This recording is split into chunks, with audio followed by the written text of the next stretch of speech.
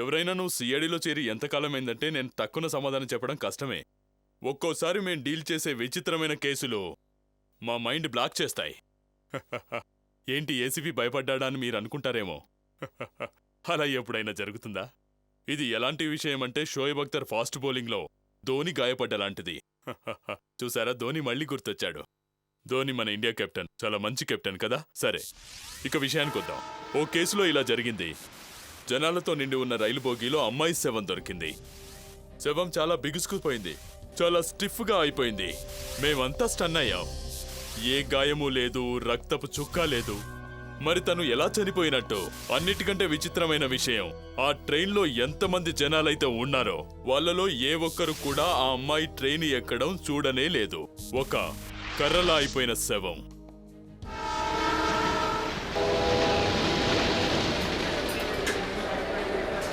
चाय बोलो भाई, चाय चाय। यात्री कृपया ध्यान दीजिए, मुंबई सेंट्रल से जाने वाली पुणे एक्सप्रेस अपने निर्धारित समय से 30 मिनट की देरी से चल रही है। आपकी असुविधा से हमें खेद है। धन्यवाद। దిగండి దిగండి, ముంబై స్టేషన్ వచ్చింది. यात्रीगण कृपया ध्यान दीजिए, चार पर आने वाली औरत का एक्सप्रेस ముంబై వచ్చేసింది. ఏమండి, ముంబై వచ్చేసింది, లేవండి లేవండి. లగేజ్ పెట్టుకోవడానికి కూడా సరిగ్గా ప్లేస్ లేదు. ఈ ట్రైన్ లో వచ్చేకన్నా నేను ఫ్లైట్ లో వస్తే బాగుండేది. అయ్యో, మీ లగేజ్ నెమ్మదిగా తీసుకోండి. ఆవిడకి దెబ్బ తగిలితే ఎంత ఇబ్బంది పడేవారు. ఏంటి మే ఇలా పడిపోయింది? ఏదైనా దెబ్బ తగిలిందా? లగేజ్ జాగ్రత్తగా తీయచ్చు కదా, అంత తొందర ఎందుకండి? మీ వల్ల ఈ అమ్మాయి స్పృహ తప్పింది. హలో అమ్మా, బాగున్నావు కదా? అమ్మా, నీకేం దెబ్బ తగలలేదు కదా?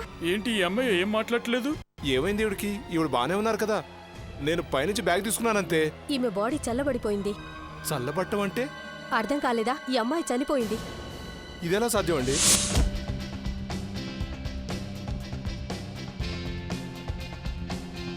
చూడు, ఇప్పుడు అర్థమైందా నీకు? ఉదయాన్నే జాగింగ్ ఎందుకు రమ్మన్నాను? అందుకే డైలీ వద్దాం. నువ్వు చెప్పేది నిజమే. ఆ అమ్మాయిని చూస్తుంటే నాకు కూడా ఆ అమ్మాయిలా జింక పిల్లలా పరిగెట్టాలనిపిస్తుంది.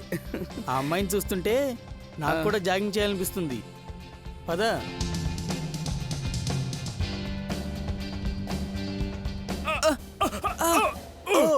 అబ్బా, ఏంట్రా నువ్వు? రేయ్, మనం ఎప్పుడు జాగింగ్ చేసినా ఇలా కింద పడిపోతాం ఎందుకు? ఏమోరో నాకు తెలీదు. మనం పూర్తిగా జాగింగ్ నేర్చుకున్నాక ఇక్కడికి రావాల్సింది. అసలు నువ్వు ఎటువైపు చూస్తున్నావు చెప్పు. నువ్వు ఎటు చూస్తున్నావో నేను అటే చూస్తున్నాను. అరే, ఏదిరా అమ్మాయి కనిపించట్లేదేంటి? ఇప్పటివరకు ఇక్కడే ఉందిగా. ఒకవేళ నీటిలో మునిగిపోయిందేమో. ఏంట్రా పిచ్చి పిచ్చిగా మాట్లాడతావు? మునిగిపోతే కాపాడండి కాపాడండి అనేదిగా. ఒకవేళ ఇవి ఆ అమ్మాయివేమో. ఈ అమ్మాయి ఫుట్ ప్రింట్స్ ఇంతవరకే ఉన్నాయి. అసలు నాకేం అర్థం కావట్లేదు. అరే, ఆ అమ్మాయి ఎలా మాయమైందిరా? ఆ అమ్మాయి ఇక్కడి నుంచి ఎలా మాయమవుతుంది? Something is there. సార్ మీరు వచ్చాక నాకు కొంచెం ధైర్యం వచ్చింది సార్. నాకైతే అసలు ఏం అర్థం కావట్లేదండి సార్. దానికి తోడు నేను హార్ట్ పేషెంట్ కూడా. ఈ బోగిలో ఉన్న ప్యాసింజర్స్ అందరూ ఇక్కడే ఉన్నారుగా? అవును సార్, అందరూ ఇక్కడే ఉన్నారు. మీరు ఆ చనిపోయిన అమ్మాయికి రిలేటివ్ అవుతారా? అరే సార్, ఇతని కన్నీరు చూసి కరిగిపోవద్దు. ఇతని బ్యాగ్ వల్లే అమ్మాయి చనిపోయింది. ఇతని బ్యాగ్ వల్ల చనిపోయిందా? అవును. నిజమా? లేదు సార్, ఈవిడ అబద్ధం చెప్తుంది. అసలు నాకు ఈ అమ్మాయి ఎవరో కూడా తెలియదు సార్. నేను కావాలని అలా చేయలేదు సార్. నేను నా బ్యాగుని పైనుంచి తీసేటప్పుడు ఈ అమ్మాయి తలపై తగిలింది సార్. నేను నిజం చెప్తున్నాను సార్. నువ్వు ఒకవేళ అబద్ధం చెప్పినా సీడీ నుండి తప్పించుకోలేవు, అర్థమైందా? నీ పేరేంటి? సార్, నా పేరు జయంత్ సార్. సార్, నాకు రిజర్వేషన్ ఈ అమ్మాయి పక్క సీట్లోనే వచ్చింది సార్. చాలాసేపటి నుంచి గమనిస్తూనే ఉన్నాను సార్. ఈ అమ్మాయి కదలలేదు, నిద్రపోతూనే ఉంది. స్టేషన్ వచ్చిన తర్వాత కూడా ఈ అమ్మాయి లేవలేదు సార్. నేను తొందరలో నా బ్యాగ్ తీసుకుంటుండగా పొరపాటుని ఈ అమ్మాయి తలపై తగిలింది సార్, అంతే సార్. ఆ బ్యాగ్ సరిగ్గా అమ్మాయి తలపై పడింది. దాంతో అమ్మాయి అక్కడికక్కడే చనిపోయింది. సార్, ఇందులో నా తప్పేమీ లేదు సార్. ఏదో యాక్సిడెంటల్గా జరిగింది అంతే. అంటే ఆవిడ గురించి నీకేం తెలియదన్నమాట. ఇంకోసారి ఆలోచించి చెప్పు. నేను నిజం చెప్తున్నాను సార్, నాకేం తెలీదు. అచ్చా, ఈ అమ్మాయితో పాటు ప్రయాణం చేసిన వాళ్ళు ఎవరైనా ఉన్నారా? ఐ మీన్ ఫ్రెండ్స్ కానీ రిలేటివ్స్ కానీ ఎవరైనా? లేదండి, నేను ఆ బోగీలో ఉన్న అందరి ప్యాసింజర్ని అడిగాను. ఆ అమ్మాయి గురించి ఎవరికీ ఏమీ తెలియదని చెప్పారు, ఎందుకంటే ఆ అమ్మాయి ఎవరితోని మాట్లాడలేదంట. ఒంటరిగా ప్రయాణం చేస్తున్న ఒక అమ్మాయి కేవలం ఒక బ్యాగు తగలటం వల్ల పడి చనిపోవటమా? విచిత్రంగా ఉందే. జోసఫ్, అభిజిత్, పద వెళ్ళి చూద్దాం. बडाला गुजरात के रास्ते से आने वाली पश्चिम एक्सप्रेस अपने निर्धारित समय पर प्लेटफॉर्म क्रमांक 3 पर आ रही है।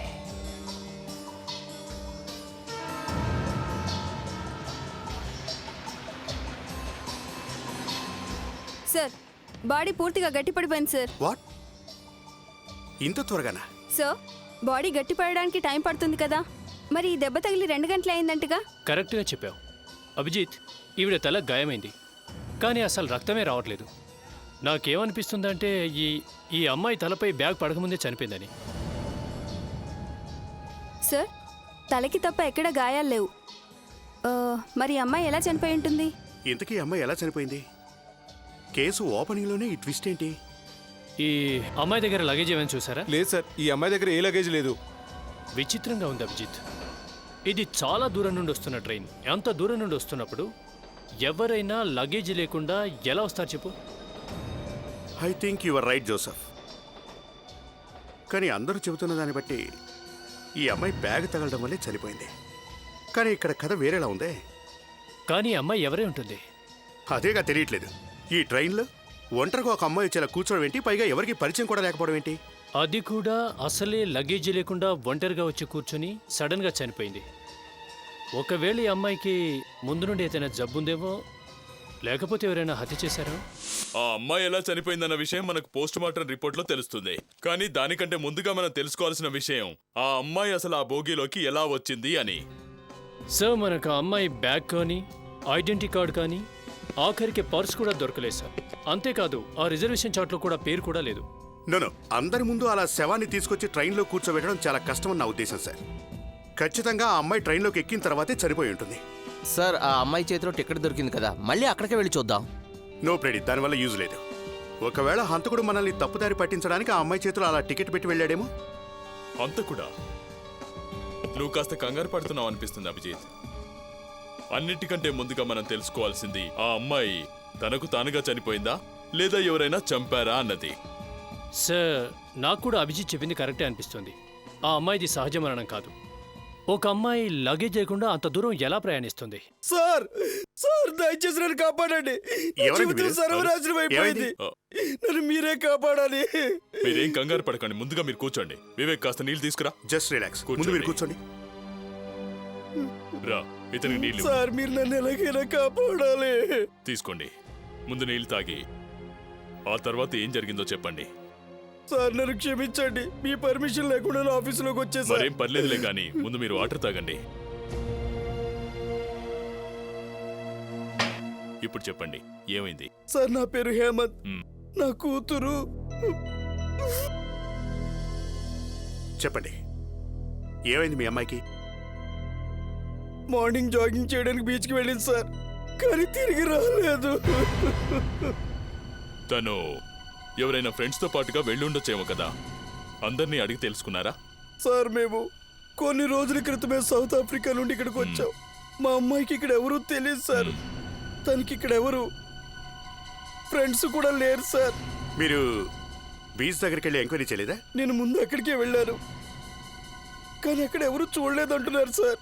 ఏంటి విచిత్రంగా ఉంది, తనంతట తను ఎలా మాయమైపోయింది? మిస్టర్ హేమంత్, మీ కూతురికి ఎవరితోనైనా, అదే అంటే ఎవరితోనైనా ఏదైనా ఎఫ్ఐఆర్ ఉందా? ఏంటండి మీరు మాట్లాడేది? మా అమ్మాయి నా దగ్గర ఏ విషయం దాయదు. ఆమె వస్తువులని ఇంట్లోనే ఉన్నాయి. ఆమె పర్సు, ఆమె క్రెడిట్ కార్డ్. ఏసీపీ గారు, మా అమ్మాయికి ఏమైందో ఏంటో నాకు చాలా భయంగా ఉందండి. ఒక్కగానొక్క కూతురు, తనకేదైనా అయిందంటే. డోంట్ వరీ, మీ అమ్మాయిని ఎలాగైనా వెతికి పట్టుకుంటాం. మీరేం కంగారు పడకండి. ప్రస్తుతం మీ అమ్మాయి ఫోటోగ్రాఫ్ ఏదైనా మీ దగ్గర ఉందా? ఉంది సార్, Good. నా దగ్గరే ఉంది.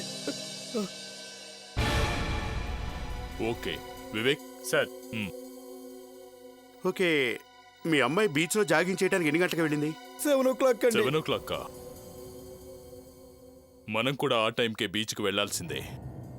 ఎవరో ఒక్కరైనా చూసే ఉంటారు కదా.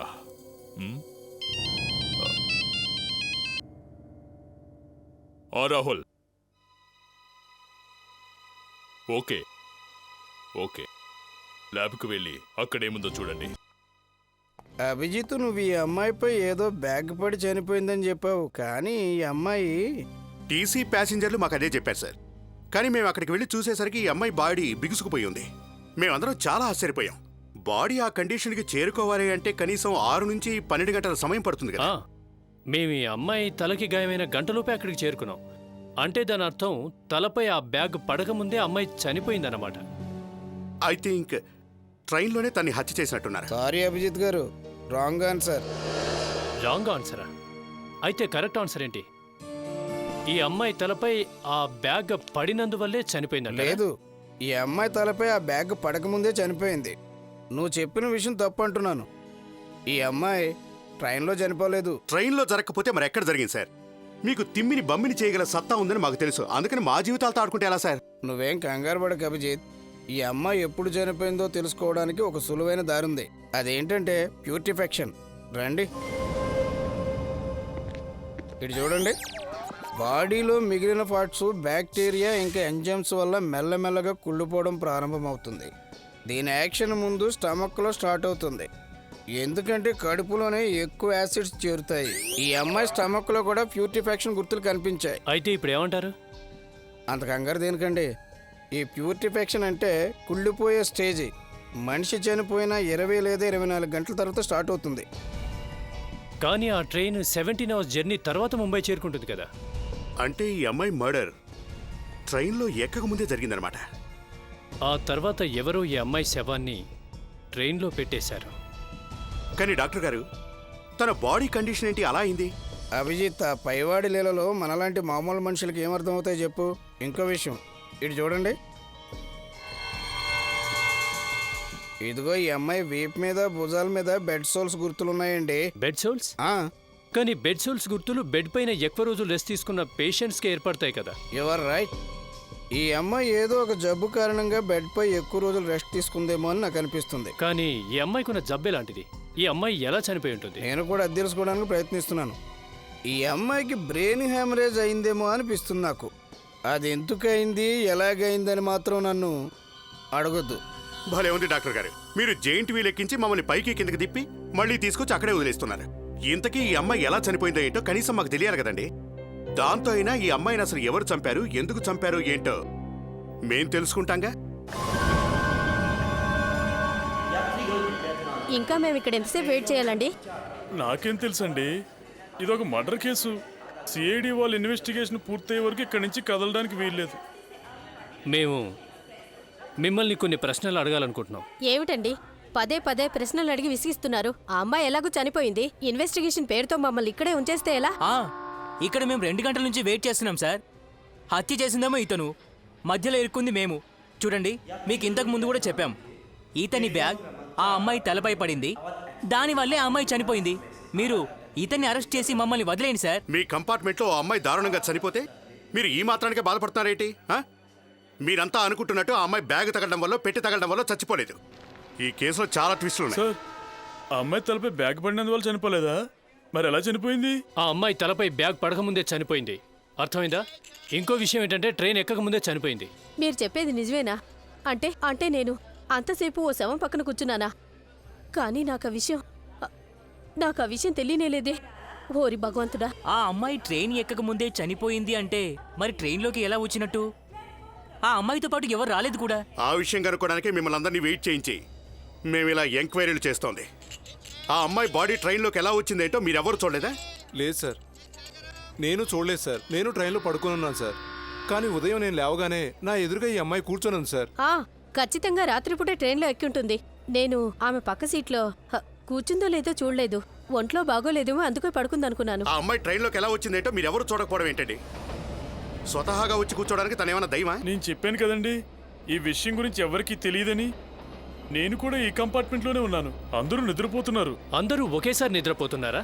ఇదెలా సాధ్యం? ఎవరో ఒకరు మేల్కొని ఉండాలిగా. నాకు స్లీపింగ్ టాబ్లెట్స్ వేసుకోకుండా నిద్రే పట్టదు. నిన్న రాత్రి స్లీపింగ్ టాబ్లెట్స్ వేసుకోకుండానే నిద్ర ఓకే వచ్చేసి. ఒక్క విషయం చెప్పండి, మీరంతా ఎన్ని గంటలకు నిద్రపోయారు రాత్రి? సార్ అది 11 గంటలకు అనుకుంటాను. అవును సార్, 11 గంటలకే. 11 గంటలకే. ఆ టైంలోనే విచిత్రంగా ఉందే. ఒక్కసారిగా అందరూ అదే టైంకి పడుకున్నారా? మిమ్మల్ని గిన్నీస్ రికార్డులో ఎక్కించాల్సిందే. మీరందరూ మళ్ళీ ఎప్పుడు నిద్రలేచారు? అంటే సార్ ట్రైన్ స్టేషన్లోకి వచ్చిన తర్వాతే మేము లేచాం. అంటే మార్నింగ్ 8 o'clock ప్రాంతంలోనే. సార్ నేనే వచ్చి వీళ్ళందరినీ లేపానండి. అభిజిత్, ఇదేదో పెద్ద ప్లాన్ అనిపిస్తోంది. ఒక్కసారి ఇలా అందరికీ నిద్ర వచ్చే ప్రసక్తే లేదు. ఓ పని చేద్దాం, వీళ్ళని ఫోరెన్సిక్ ల్యాబ్కి తీసుకెళ్దాం. వివేక్ సార్ ఓ పని చెయ్యి, ఇక్కడున్న ప్యాసింజర్లందరినీ మన ఫోరెన్సిక్ ల్యాబ్కి తీసుకెళ్ళి అందరినీ టెస్ట్ చేసి చూద్దాం. Yes sir. ఆ తర్వాత ఏం చేద్దాం? పొద్దునే లేచి జాగింగ్ చేద్దాం. ఈ కేసులోని చిక్కుముళ్ళేంటో అక్కడికే వెళ్ళి తేల్చుకుందాం. ఈ అమ్మాయి నేను ఎప్పుడు చూడలేదు సార్. ఈ అమ్మాయి ప్రతిరోజు ఇక్కడికి జాగింగ్కి వస్తుందండి. నిన్న పొద్దునే ఇక్కడ కనపడకుండా పోయింది. నేను గత 20 సంవత్సరాలుగా ఇక్కడికి జాగింగ్కి వస్తున్నానండి. ఇక్కడికి వచ్చే ప్రతి వాళ్ళు నాకు తెలుసు, కానీ ఈ అమ్మాయిని ఎప్పుడు చూసినట్టుగా గుర్తులేదు. థ్యాంక్స్. ఈ ఫోటో ఒకసారి చూడండి. మీరు నిన్న గాని బీచ్లో ఈ అమ్మాయిని చూసారా? చూడండి బాయ్ సాబ్, మీరు రోజు ఇక్కడికి వస్తుంటారా? ఆ విషయం మీకెందుకు? ప్రశ్నకు ప్రశ్న సమాధానం కాదు, మర్యాదగా అడిగిన దానికి సమాధానం చెప్పు. అవును, మేము రోజు ఇక్కడికి వస్తుంటాం. కానీ సార్ సోనియాని ఇక్కడే 2 వ్యక్తులు నేను చూశారండి సార్. కానీ ఆ తర్వాత ఆమె ఎక్కడికి వెళ్ళిందంటే ఎవరికి తెలియదండి సార్. మీరు ఎవరికోసమైనా వెతుకుతున్నారా? ఈ అమ్మాయే. ఈ అమ్మాయి నిన్న ఇక్కడ జాయిన్ చేయడానికి వచ్చింది, కానీ ఇప్పటివరకు ఇంటికి వెళ్ళలేదు. మీలో ఎవరైనా ఈ అమ్మాయిని చూసారేమో బాగా గుర్తు తెచ్చుకొని చెప్పండి. సార్ అసలు అది మేము సిఐడి వాళ్ళం, పర్లేదు చెప్పండి. చూడండి, ఈ అమ్మాయిని ఎవరో కిడ్నాప్ చేశారు. మీకేం తెలుసో అది నిర్భయంగా చెప్పండి. ఎస్ సార్, నిన్న అమ్మాయి అక్కడే ఎక్సర్సైజ్ చేసుకుంది. ఎక్కడ ఎక్కడ చూసావు తన్ని? పద చూపించు. రండి సార్.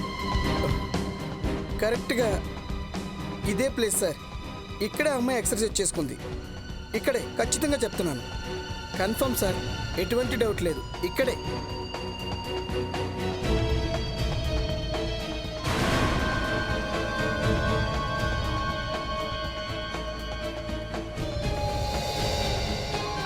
ఇంత పెద్ద రుమాల్, ఇది ఖచ్చితంగా ఓ జంటదై ఉంటుంది. సోనియా దగ్గర ఏదైనా రుమాల్ ఉండేదా? లేదు సార్, ఆమె చేతిలో ఈ కర్చీఫ్ లేదు. మరైతే వేరే వాళ్ళదై ఉంటుంది. ఈ కేసుకి రుమాల్కి ఎలాంటి సంబంధం ఉండి ఉండదు. ఏదేమైనా జోసెఫ్, ఆ అమ్మాయి ఇక్కడే మాయమైంది. ఇక్కడ దొరికే ప్రతి వస్తువు మనకు ఆధారమే అవుతుంది. తీసుకెళ్దాం పద. వాళ్ళిద్దరు చూస్తుండగానే ఆ అమ్మాయి జాగింగ్ చేసుకుంటూ వెళ్ళిపోయింది. వెళ్తూ వెళ్తూ దీన్ని అక్కడ వదిలేసింది. ఖచ్చితంగా ఇది ఆ అమ్మాయికి సంబంధించిందేనని నీకెలా తెలుసు అభిజిత్? తనదే అని నేను కన్ఫామ్గా చెప్పట్లేదు సార్. ఇంకెవరిదైనా పడిపోయి ఉండొచ్చుగా. సార్ ఆ అమ్మాయిని ఎవరో కిడ్నాప్ చేయడం అక్కడ ఎవరో చూడలేదండి సార్. ఓ అమ్మాయి అకస్మాత్తుగా సముద్ర తీరం నుంచి కిడ్నాప్ అవుతుంది. ఇంకో అమ్మాయి ఏమో శవంగా మారి రైలు బోగీలో దొరుకుతుంది. ఇంకో విచిత్రం ఏమిటంటే ఆ రైలు బోగీలో ఉన్న వాళ్ళందరూ కూడా నిద్రపోతూనే ఉన్నారట. సార్ ఇందులో మరో విచిత్రం ఏంటంటే అక్కడున్న ప్రతి ఒక్కరికి రాత్రి 12 నిద్ర వస్తుంది, పొద్దున 8 మెలకు వస్తుంది. మన చెవులో కాలీఫ్లవర్ పెడుతున్నారు. అదే కదా. కరెక్ట్గా చెప్పావు. చూసారా, నేను మీకు ముందే చెప్పాను. పాసింజర్స్ అందరూ కలిసి నాటకం ఆడుతున్నారు. లేదు Praneeth, wrong answer. Sir passengers అందరి బ్లడ్లో ఒక మెడిసిన్ దొరికింది. అది మత్తు మందు సార్. దాని డీటెయిల్స్ చూడండి సార్. ఓహో, ఇదన్నమాట. కానీ సార్ ఈ మత్తు మందు మోతాదు తక్కువగానే ఉంది. ఎవరో బాగా ప్లాన్ చేసి ప్యాసింజర్స్ని మత్తులో ఉంచాలని ఇలా చేశారు సార్. కానీ ఎందుకు? శవాన్ని ట్రైన్లో పెట్టడానికేనా? సార్ శవాన్ని కావాలనుకుంటే చెత్తకుండీలు పడేయచ్చుగా. ప్యాసింజర్లందరినీ నిద్రపుచ్చి శవాన్ని అక్కడ పెట్టి వెళ్ళిపోవడానికి కారణం ఏంటి? కేవలం ఒక శవాన్ని మాయం చేయడం కోసం ఇంత పెద్ద తతంగమా? లేదు లేదు అభిజిత్, ఖచ్చితంగా ఏదో ఉంది. ఇది మామూలు శవమేం కాదు. ఖచ్చితంగా ఆ అమ్మాయికి ఏదో జరిగే ఉంటుంది. సార్ ముందు మనం ఆ అమ్మాయి ఎవరో తెలుసుకోవాలి సార్. ఎగ్జాక్ట్లీ. ప్రణీత్, మనకు ట్రైన్లో శవంగా దొరికిన అమ్మాయిని ఫోటోలు తీసి వెంటనే అన్ని పేపర్లలో వేయించు. వివేక్ సార్, దీన్ని వెంటనే మన డాక్టర్ రాహుల్ దగ్గరికి పంపించు. ఈ ఫార్ములా చాలా పాతదైపోయిందండి. అంటే ఏంటి సార్? అదేంటంటే మేము కాలేజీ చదువుకునే రోజుల్లో ఎవరైనా అమ్మాయి దగ్గరికి వెళ్ళి కర్చీఫ్ పడేసి ఆ అమ్మాయిని అడిగేవాళ్ళం, ఎక్స్క్యూజ్ మీ మేడం, ఈ కర్చీఫ్ మీదే అని. అప్పుడు మీ చెంప వాచిపోయి ఉంటుంది. చూస్తున్నారా పక్కలో బలం అంటే ఏంటో? డాక్టర్ గారు, మేము ఇక్కడ 2 కేసులతో సతమతం అవుతుంటే మీరేమో జోక్ చేస్తున్నారు. ట్రైన్లో చనిపోయిన అమ్మాయి గురించి మాకు ఇంతవరకు ఏమీ తెలియదు. ఈ రుమాల్ ఒక్కటే మాకు దొరికిన ఆధారం. దీని ద్వారా మీరు మాకు ఏదైనా క్లూ ఇవ్వగలిగితే కనీసం మేము ఆ కనపడకుండా పోయిన అమ్మాయి కేసైనా డీల్ చేస్తాంగా. అభిజిత్, ఒక విషయం మర్చిపోకు. పని చేసేటప్పుడు మనసుని ఎంత ప్రశాంతంగా ఉంచుకుంటే అంత మంచిది. లేదంటే మనం చేసిన పని ఏది సక్సెస్ అవ్వదు. చూడా, ఏసీపీ గారు లేకపోతే మనమంతా ఎంత హ్యాపీగా ఉన్నాము. మీ పరిస్థితి ఎలా ఉన్నా మాకైతే ఏడుపు వస్తుంది. ఓ మై గాడ్, ఏమైంది? మీ ఫేస్లో ఆ ఆశ్చర్యం ఏంటి? ఇది పింక్ కలర్లోకి ఎలా వచ్చింది? ఇంతకీ అది గుడ్ న్యూసా లేక ఇంకేదైనా? లేదు, ఒక నిమిషం, ఎక్స్క్యూజ్ మీ.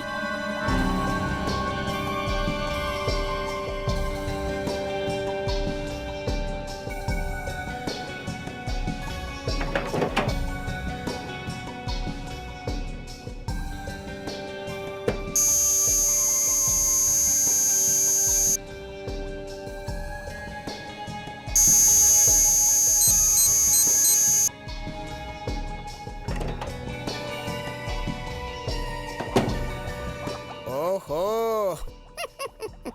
ఎస్. ఆ విషయం ఏంటో చెప్తే మేము కూడా సంతోషిస్తాం కదా. ఏదో తెలిసిందిలేండి. దీనివల్ల కేసు సాల్వ్ అవుతుందో లేక ఇంకా తికమక పెడుతుందో నాకే తెలియదండి. మరేం పర్లేదు డాక్టర్. అసాధ్యాల్ని సుసాధ్యం చేయటమే మా పని. మీరు చెప్పండి. అభిజిత్, ఈ ఖర్చు పైన సిడేటివ్ అనే క్లోరోఫామ్ ఉంది. ఇప్పటికీ కూడా ఆ క్లోరోఫామ్ దీని మీద నుంచి పోలేదు. అంటే క్లియర్గా అర్థమవుతుంది, సోనియాకి ఎవరో మత్తుమంది ఇచ్చి బీచ్ నుండి కిడ్నాప్ చేశారన్నమాట. ఇందులో వింతేముంది? అదేంటో చెప్తా వినండి. ట్రైన్లో దొరికిన శవం బాడీలో ఈ మత్తు మందు కూడా ఉంది. అంటే ఆ బీచ్ నుండి కిడ్నాప్ చేయబడిన అమ్మాయి, ట్రైన్లో దొరికిన అమ్మాయి శవం, ఈ రెండింటికి ఏదో కనెక్షన్ ఉందన్నమాట. ఏమంటావు అభిజిత్? ఒకవేళ ఒకే వ్యక్తి లేదా ఒకే గ్యాంగ్ ఈ హత్యలు చేసిందేమో. హలో సార్, మేము ఇంకా ఫోరెన్సిక్ ల్యాబ్లోనే ఉన్నాం సార్. అవునా? అయితే ఇది గుడ్ న్యూసే సార్. సరే సార్, మేము ఇప్పుడే బ్యూరోకి వస్తున్నాం. ఆ ట్రైన్లో దొరికిన అమ్మాయి గురించి న్యూస్ పేపర్లో వేయించాం కదా, ఆ అమ్మాయి గురించి డీటెయిల్స్ తెలిసాయి. ఆ అమ్మాయి పేరు మినీ. ఆవిడ తల్లిదండ్రులు బ్యూరోకి వచ్చారట. నాకింక బతకాలని లేదు. మా అమ్మాయి ఎవరికి ఏ ఆపద చేయలేదు. భగవంతుడా, నన్ను కూడా తీసుకెళ్ళిపో. ఆ దేవుడు రాసిన రాతని మనం చెరపలే. దయచేసి ఊరుకో. ఇలాంటి టైంలో కూడా మిమ్మల్ని ప్రశ్నలు అడగటం మాకు ఇబ్బందిగానే ఉంది. మీరు మీ అమ్మాయిని మీకు దూరం చేసిన వాణ్ణి వదిలిపెడతారా? నాకొక్కసారి మా అమ్మాయిని చూడాలనిపిస్తుందండి. దయచేసి ఒక్కసారి మా అమ్మాయిని నాకు చూపించండి ప్లీజ్. కంగారు పడకు ఏసీపీ గారు, మీకు ఏ హెల్ప్ కావాలన్నా చేస్తాను, కానీ మా అమ్మాయిని చంపిన ఆ హంతకుడికి ఎలాగైనా ఉరిశిక్ష పడాలి సార్. మీరొక్క విషయం చెప్పండి, మీరు మీ అమ్మాయిని చివరిసారిగా ఎప్పుడు చూశారు? గత 3 నెలల నుంచి మా అమ్మాయి కనిపించడం లేదు. పోలీస్ స్టేషన్లో మా అమ్మాయి గురించి కంప్లైంట్ కూడా ఇచ్చాము, కానీ ఎక్కడుందో ఏమీ తెలియలేదు. ఓకే, ఇదంతా ఎలా జరిగింది? మీ అమ్మాయి ఎలా మాయమైపోయింది? మా అమ్మాయి ఒక సూపర్ ఛాంపియన్. అంటే ఆమె సముద్రంలో ప్రాక్టీస్ చేయటానికి రోజు వెళుతుండేది. కానీ ఒకరోజు సడన్గా మీ అమ్మాయి మాయమైపోయింది. బీచ్ నుండి మాయమైందా? అవును, పామ్ బీచ్కి వెళ్ళేది. Palm beach?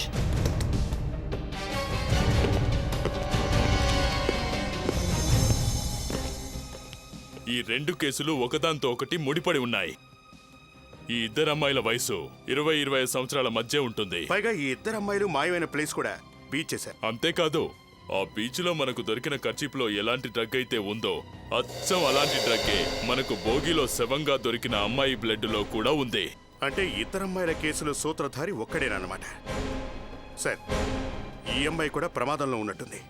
మనం ఆ అమ్మాయిని ఎలాగైనా సరే రక్షించి తీరాల్సిందే.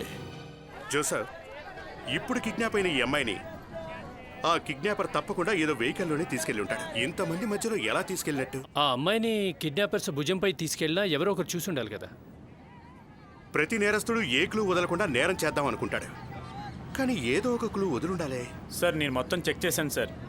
బీచ్ దగ్గరికి వెళ్ళడానికి ఇది ఒకటే ఎంట్రన్స్ గేట్ సార్. ఇంక వేరే ఏ దారి లేదు సార్. నాకు తెలిసి వేరే దారి లేదు సార్. ఆ కిడ్నాపర్ సిటీ వెళ్ళుంటారు సార్. అభిజిత్, ఇక్కడికి జాకింగ్ చేయడానికి వచ్చిన వాళ్ళు మాత్రం ఏం తెలియదని చెప్పారు. కానీ ఇక్కడ కొన్ని స్టాల్స్ ఉన్నాయి కదా తినడానికి. ఎర్లీ మార్నింగే ఆ స్టాల్స్ని ఓపెన్ చేస్తారు. వాళ్ళని అడిగి చూద్దాం.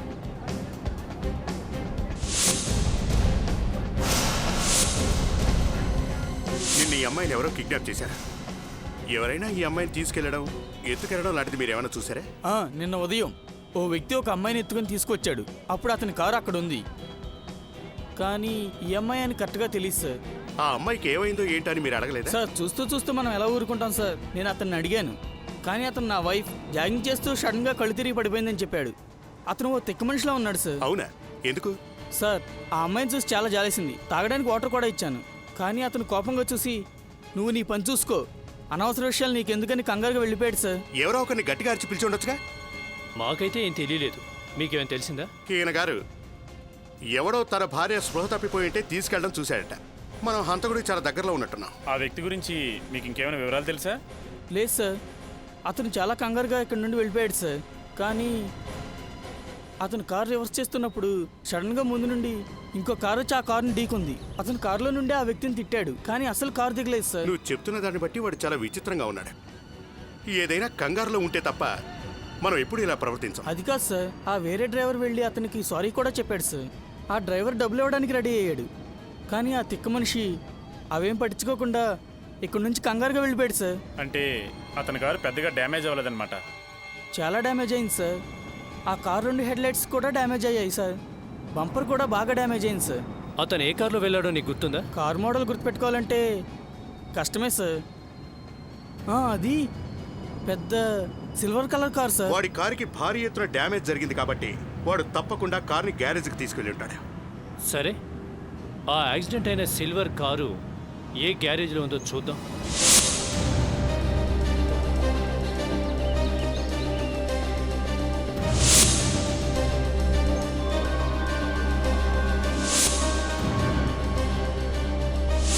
అది మోడల్ సరిగ్గా గుర్తులేదు, కానీ కారు పొడవుగా ఉండి సిల్వర్ కలర్లో ఉంటుంది. సార్ అలా అయితే కొంచెం చెప్పడం కష్టం. ఇక్కడికి రోజు చాలా కార్లు వస్తుంటే మేము వాటి నెంబర్ మాత్రమే నోట్ చేసుకుంటాం. రోజు ఎన్ని కార్లు వస్తుంటాయి నీ గ్యారేజ్కి? 100, 200? పిచ్చి పిచ్చిగా మాట్లాడుకో. 2 హెడ్ లైట్స్ తో పాటు బంపర్ కూడా విరిగిపోయిన సిల్వర్ కలర్ కారు నీ గ్యారేజ్కి వచ్చిందా లేదా చెప్పు. సార్ అలాంటి కారు ఒకటి వచ్చింది. దాని 2 హెడ్ లైట్స్ పూర్తిగా డ్యామేజ్ అయిపోయాయి. ఇప్పుడెలా గుర్తొచ్చిందిరా? అబద్ధాలు చెప్పావంటే వాటర్ వాష్ తో పాటు టింకరింగ్ కూడా చేస్తా. ఎప్పుడు వచ్చిందా కారు? సార్ అది 10 రోజుల క్రితం సార్. అన్ని రోజుల ముందా? అయితే ఆ కారు అయి ఉండదు. Okay okay.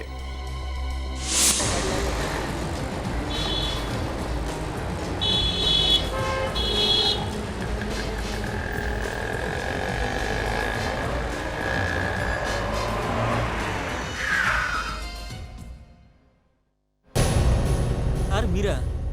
నేను దొంగతనాలు చేయడం ఎప్పుడో మానేశాను కదా, మరి మీరు ఎందుకు వచ్చినట్టు? నా మీద ఎవరైనా కంప్లైంట్ ఇచ్చారా సార్? రిలాక్స్, మేము నిన్ను అరెస్ట్ చేయడానికి రాలేదు. మాకు కారు గురించి కొన్ని వివరాలు కావాలి. అదొక సిల్వర్ కలర్ కార్. 2 రోజుల క్రితం కార్ లైట్స్ డ్యామేజ్ అయ్యాయి. అలాంటి కారు ఏదైనా వచ్చిందా నీ దగ్గరికి? ఓ ఆ కారా? ఏమైంది సార్? ఏమైనా ప్రాబ్లమా? అంటే ఆ కారు ఇక్కడే ఉందా? ఉంది సార్, 2 రోజుల క్రితం ఇక్కడికి వచ్చింది. బండి బాగా డ్యామేజ్ అయింది సార్. బంపర్ మార్చడానికి చాలా ఎక్కువ టైం పట్టింది సార్. ఎక్కడుంది ఆ కారు? ఇప్పుడే మేము దాన్ని చూడాలి.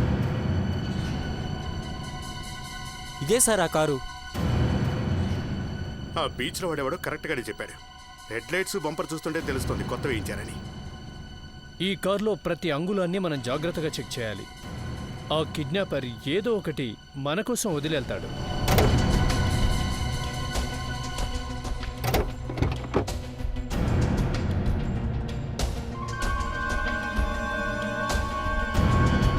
అభిజిత్, ఇది చూడు, కారు బ్యాక్ సీట్లో ఏం దొరికిందో.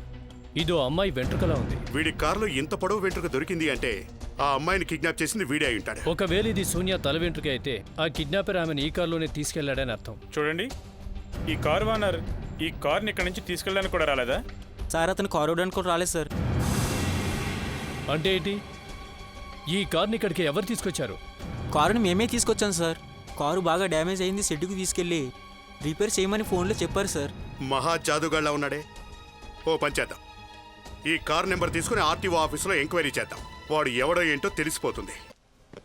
సార్ ఇదే సార్ ఆ కార్ ఓనర్ ఇల్లు. అతని పేరు మహేష్ సార్. ఆ ఇల్లు ఇదే.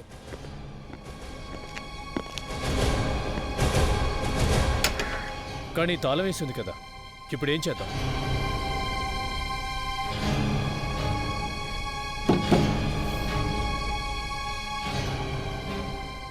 చూస్తుంటే ఈ ఇల్లు చాలా రోజులుగా వాడుతున్నట్లేదు.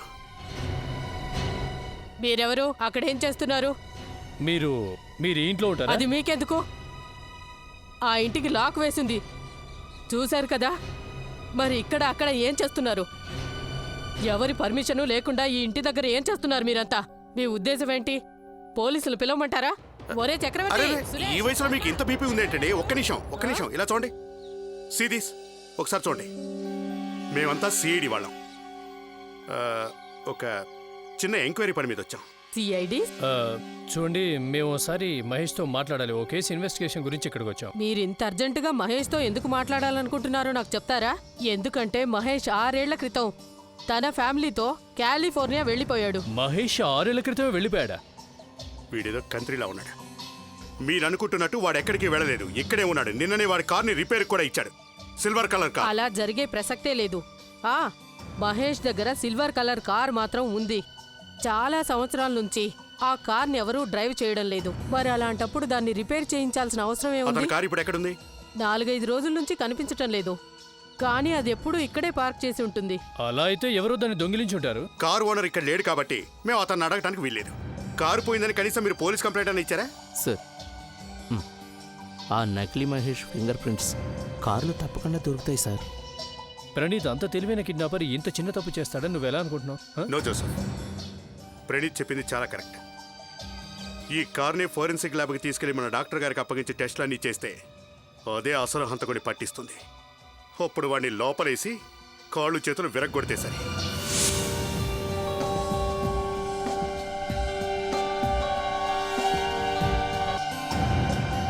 కార్ రిపేర్ చేయించాడు కానీ తీసుకెళ్ళడానికి రాలేదేంటి? వాడి సొంత కారు కాదు కదా, అందుకే తీసుకోవడానికి రాలేదు. కానీ అభిజిత్, నాకు విషయం అర్థం కావట్లేదు. ఈ కారు వాడిది కానప్పుడు గ్యారేజ్కి ఫోన్ చేసి కారు తీసుకెళ్ళమని ఎందుకు చెప్తాడు? వదిలేసి వెళ్ళొచ్చుగా. ఎంత అమాయకుడి జోసెఫ్. నువ్వు చెప్పినట్టు చేస్తే వాడు మనకు దొరికిపోతాడు కదా. ఇలా గ్యారేజ్లో పడేసి వెళ్తే ఎవ్వరికి దొరికే ఛాన్సే ఉండదు. అది వాడు లాజిక్. వాడు చాలా జాగ్రత్తలు తీసుకున్నాడు. కారులో ఒక్క ఫింగర్ ప్రింట్ కూడా లేకుండా చేశాడు. హంతకుడు ఎంత తెలివైన వాడైనా తప్పకుండా ఏదో ఒక తెలివి తక్కువ పని చేసే ఉంటాడు. ఆ క్లూ కోసమే కదా మనం వెతికేది.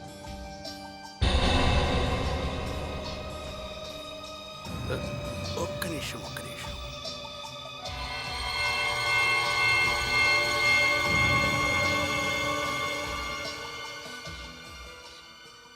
చూసావా, క్లూ వదిలిపెట్టి వెళ్ళాడు.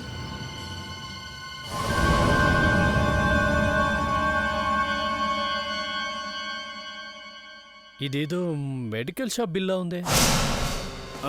ఈ బిల్లు మా షాప్దే, కానీ అసలు మీకేం కావాలి? ఇది ఎవరి బిల్లో ఏంటో తెలుసుకోవాలని వచ్చాం. వాడు ఇక్కడ ఏం కొన్నాడో చెప్పగలవా? ఎవరో ఒక అతను ఇక్కడ నుండి కొన్ని మెడిసిన్స్ కొన్నాడు, కానీ అవన్నీ మీకెందుకు? ఎందుకో నీకు అనవసరం. అడిగిన దానికి ఆన్సర్ చెప్పు. ఏంటండి మీరు అలా మాట్లాడతారు? నేను అసలు నకిలీ మెడిసిన్స్ అమ్మను. మీరు ఇక వెళ్ళండి. చూడు, నువ్వు చెప్పినట్టు రావడానికి కుదరదు, అర్థం చేసుకో. 2 నిమిషాల్లో నువ్వు ఆన్సర్ చెప్పకపోతే నేనేం చేస్తాను? We are from CID. ఇదిగో సార్, మీరే చూడండి సార్. గ్లూకోజ్ 20 బాటిల్స్, అది కూడా కాలనీ కోసం అని రాసింది. ఇన్ని బాటిల్స్ తీసుకున్నాడు అంటే వీడికి ఏమైనా మెడికల్ షాప్ ఉందా ఏంటి? వీడు డాక్టర్ ప్రిస్క్రిప్షన్ తీసుకొచ్చాడా? సరే, అతను పేమెంట్ ఎలా చేశాడు? క్యాషా? ఒక్క విషయం చెప్పు, వాడు చూడటానికి ఎలా ఉంటాడు? వాడిని నువ్వు గుర్తుపట్టగలవా? నాకు ఇతను తీసుకెళ్ళాడు. ఎక్కడికి? అతనింటికి. సార్, అతని చేతిలో అప్పటికే 2 ప్యాకెట్లు ఉన్నాయి. పైగా ఈ మెడిసిన్స్ కూడా ఉండటం వల్ల ఇంటి వరకు తీసుకెళ్లేందుకు అతను నాకు 50 రూపాయలు ఇచ్చాడు సార్. నువ్వు అతనితో పాటు ఇంటికి వెళ్ళావా? వెళ్ళాను సార్. ఇల్లు ఎక్కడుందో గుర్తుపడతావా? గుర్తుపడతాను సార్.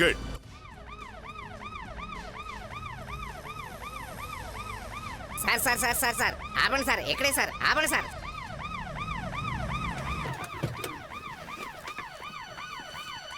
ఈ ఏరియాకి తీసుకొచ్చాడా వాడు?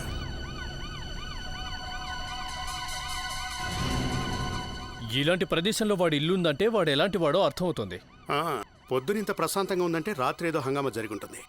సార్ ఇంతవరకు వచ్చాక అతను నా చేతిలోంచి బాటిల్స్ తీసుకుని అలా వెళ్ళిపోయాడు సార్. వెళ్ళిపోయాడా? ఎక్కడికి వెళ్ళిపోయాడు? అంత లగేజ్ ఒక్కడే పట్టుకెళ్ళాడా? ఒక్కడే సార్. నన్ను 2 నిమిషాలు ఇక్కడే ఉండమన్నాడు. అదిగో కనబడుతుంది, ఆ మలుపులోంచి వెళ్ళిపోయాడు సార్. ఇలా వచ్చాడా? ఇంత నిర్మానుష్యమైన ప్రదేశంలో ఏ పేషెంట్ ఉన్నాడని వాడు అన్ని గ్లూకోజ్ బాటిల్స్ తీసుకొచ్చాడు?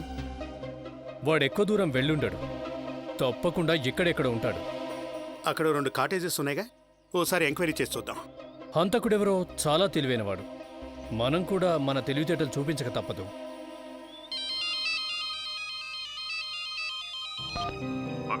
Yes sir. మీరు ఎక్కడ ఉన్నారు?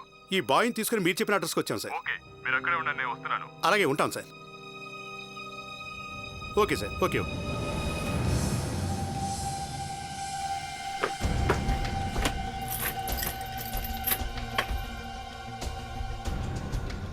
చాలా ఏళ్ళగా ఇక్కడ ఎవరు ఉన్నట్లేరే.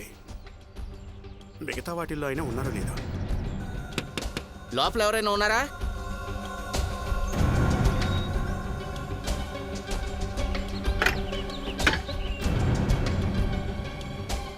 మీటర్ రన్ అవుతుంది అంటే ఇంట్లో ఎవరో ఉన్నారు. వాడే ఆ గ్లూకోజ్ బాటిల్ తెచ్చుంటాడు. జోసఫ్ సార్, ఇంట్లో ఎవరో ఖచ్చితంగా ఉండి ఉండాలి సార్. ఎందుకంటే మీటర్ రన్ అవుతుంది. ఖచ్చితంగా హంతకుడు ఇంట్లోనే ఉండి ఉంటాడు. వివేక్ సార్, డోర్ ఓపెన్ చేయి.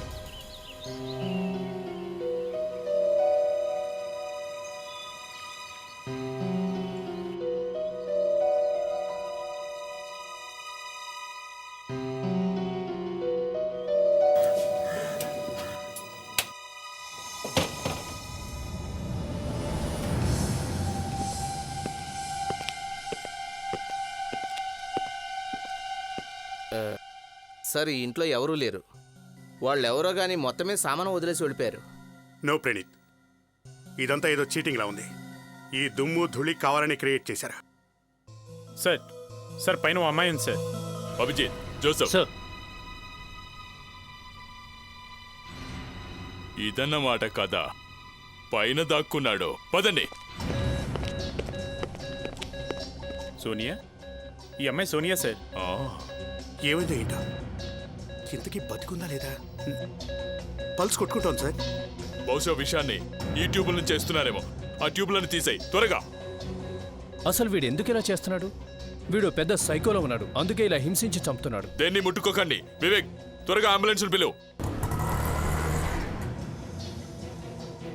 అరే జయంత్ సార్, కంపార్ట్మెంట్లో అమ్మాయిపై బ్యాగ్ పడేసింది వీడే.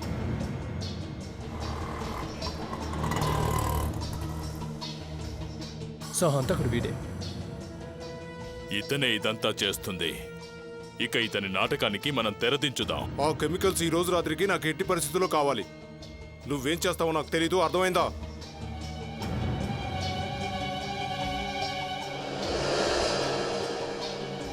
ఈ లాక్ తీసుందేంటి? ఇక్కడికి ఎవరు వస్తారు? ఖచ్చితంగా ఏదో జరిగే ఉంటుంది.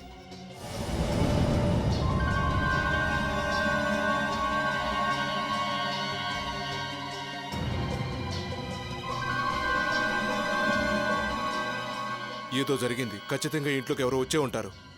ఒకవేళ దొంగేమో. దొంగో ఇంకెవరో ఏమో. ఇక్కడి నుంచి పారిపోదాం. పద పద.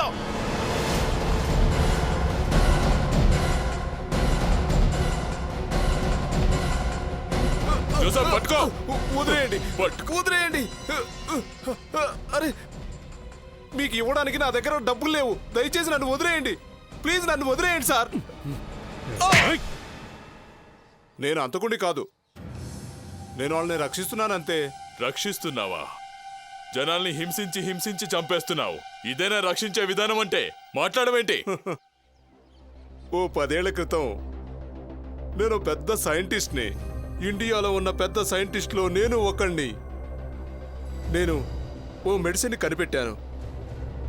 ఆ మెడిసిన్ కరెక్ట్గా పనిచేస్తుందో లేదో అని తెలుసుకోవాలనుకున్నాను. దానికోసం నేను ఈ ఇంజెక్షన్ని కొంతమందికి ఇచ్చి చూశాను. ఏమైందో తెలీదు. అందులో 4-5 చనిపోయారు. ఏంటి? 4-5 చనిపోయారా? అవును, అప్పుడప్పుడు అలా జరుగుతుంటుంది. కానీ అందరూ సైంటిస్టులు కలిసి నన్ను డిస్మిస్ చేసి నా లైసెన్స్ తీసుకున్నారు. లైసెన్స్ లేదు కదా అని ఇలా దొంగతనంగా చేయడం మొదలుపెట్టావా? ఏం చేయమంటారు? ఆ మెడిసిన్ కనిపెట్టింది నేనే కదా. చూస్తుంటే వీడికి పిచ్చెక్కినట్టుంది. అందుకనే నువ్వు ఆ అమ్మాయిని కిడ్నాప్ చేసావా ఏంటి? కానీ ఆ అమ్మాయి అసలు నొప్పే తట్టుకోలేకపోయింది తెలుసా.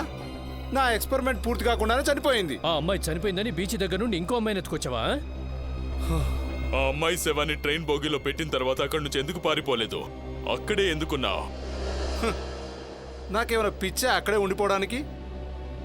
ఆ అమ్మాయిని అక్కడే వదిలేసి వెళ్దాం అనుకునేసరికి ట్రైన్ కదిలిపోయింది.